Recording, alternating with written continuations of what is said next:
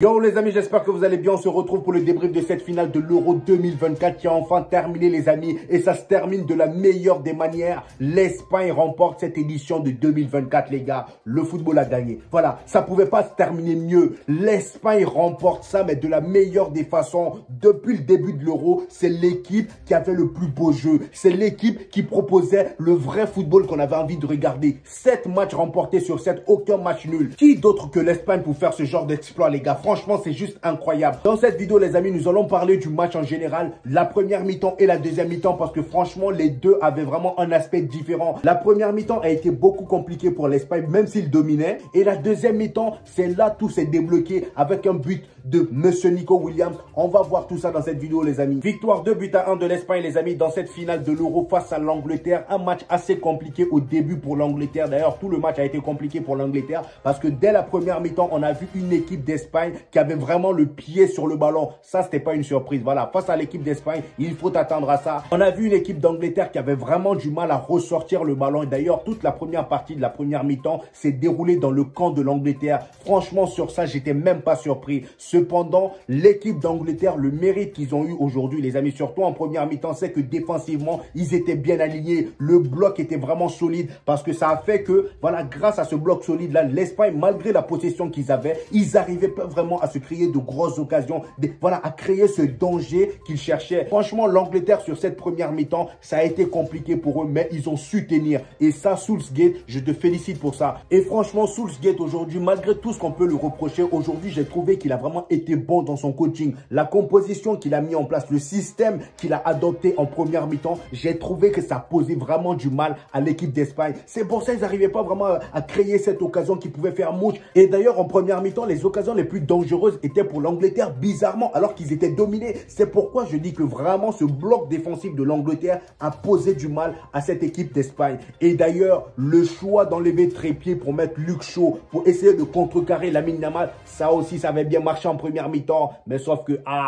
Lamine Yamal, il le faut seulement une seconde d'inattention et il te tue. Et c'est ce qui s'est passé aujourd'hui. La deuxième mi-temps rentre. D'ailleurs, en première mi-temps, à la fin de la première mi-temps, tout le monde se moquait de Lamine Yamal.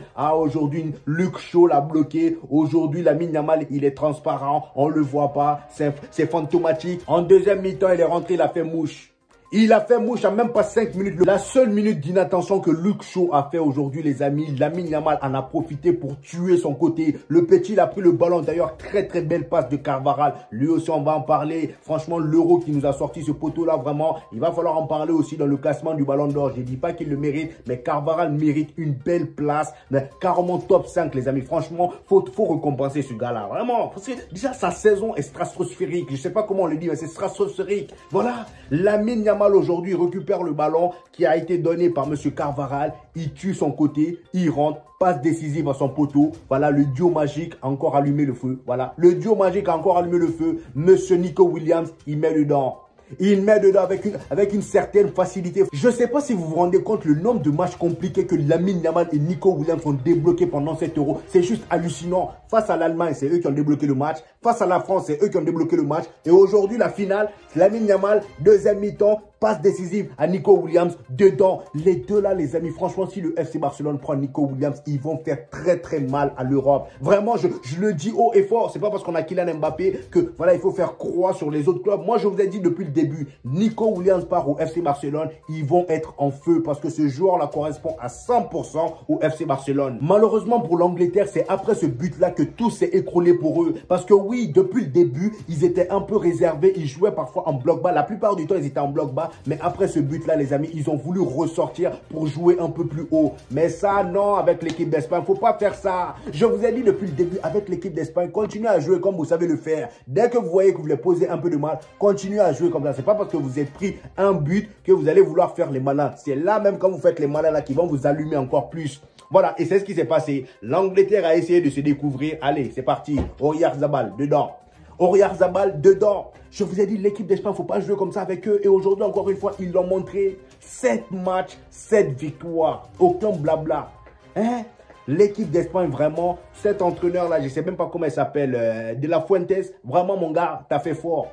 De La Fuentes a fait fort. La sélection qu'il a fait cette année, vraiment en termes de cohérence d'effectifs, c'est parfait. Vraiment. Maintenant, nous allons parler des individualités, les amis. Je commence tout simplement par Don Carvajal. Parce que oui, Don Carvajal, on n'en parle pas assez dans cette histoire de Ballon d'Or. Comme je vous le disais, moi, je pense que ce gars-là mérite une belle place dans le classement du Ballon d'Or. Vu la saison qui nous a sorti cette année, les amis, le gars, il a tout remporté. À son âge, il a tout remporté. Il vieillit, mais plus il vieillit, plus il est bon. J'ai comme l'impression que les joueurs du Real Madrid, ils sont tous comme ça. Toni Kroos, plus il vieillit, plus il est bon. Aujourd'hui, cette année, il nous a sorti son prime. Voilà, son prime footballistique. Carvajal aussi, c'est pareil. Voilà, le gars à son poste, il n'y a pas son 2. Il n'y a pas son 2. Le gars, il est venu, il a sorti une finale de patron. Il a sorti une finale de patron. Carvajal, chapeau à toi. Et comment on peut parler de l'équipe d'Espagne sans parler de Rodri, les amis? D'ailleurs, il a été élu meilleur joueur de cette compétition. Franchement, je ne le voyais pas venir. Pour moi, le meilleur joueur de cette compétition, je l'aurais donné à Lamine Yamal. Meilleur jeune joueur, Lamine Yamal. J'aurais tout donné à Lamine Yamal. Et meilleur buteur, bien évidemment, c'est Dani Olmo. Mais vraiment, Rodri, c'est pas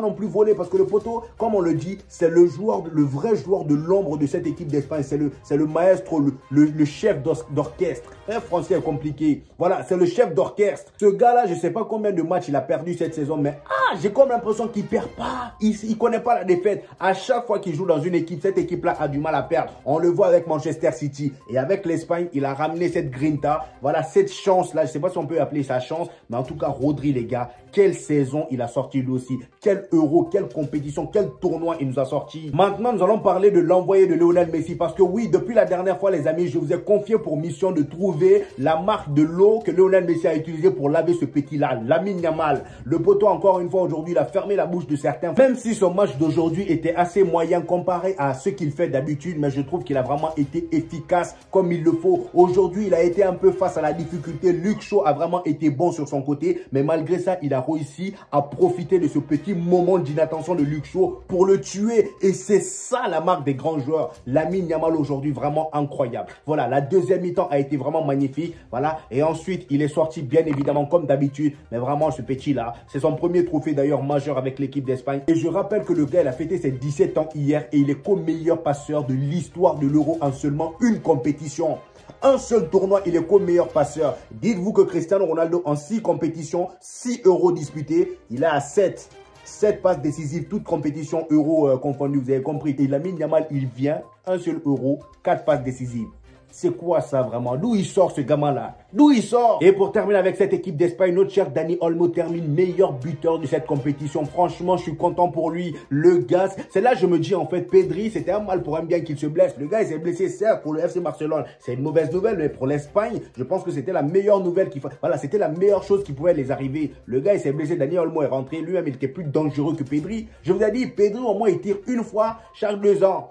Dani Olmo est rentré, regardez le bien fou qu'il a fait à l'équipe d'Espagne. Le gars, il termine meilleur buteur de la compétition, alors que de base, il n'était même pas titulaire indiscutable. C'est une dinguerie, les amis. Maintenant, parlons des losers. L'équipe d'Angleterre, c'est des losers, mais il faut quand même les féliciter pour ce parcours. Voilà, vraiment bizarre, parce que oui, l'équipe d'Angleterre, moi, j'ai pas été fan, vous le savez très bien, j'ai pas été fan de leur jeu. Voilà, mais cette fois-ci, là, les gars, la finale, c'était beaucoup mieux que les matchs précédents. Ils ont vraiment réussi à tenir tête face à cette équipe d'Espagne. Voilà, ça a été un peu plus compliqué pour l'Espagne que d'habitude. L'équipe d'Angleterre, chapeau à vous. Cependant, Harry Kane, toi là, je sais pas qui t'a marabouté. Je sais pas c'est quel genre de marabout, mais vraiment, lui là, son niveau est élevé. Le marabout de Paul Pogba s'incline. Franchement, je sais pas qui t'a marabouté, hein, mais va falloir le chercher après aujourd'hui. Le gars là, la poisse là, le suit depuis des années, mais aujourd'hui, je pense que lui-même, quand il va rentrer chez lui, il va se poser différentes questions. Lui-même, il va commencer à croire à cette théorie. 6 finales disputées par ce gars-là pendant 13 ans. Le gars, pendant 13 ans, il a disputé 6 finales.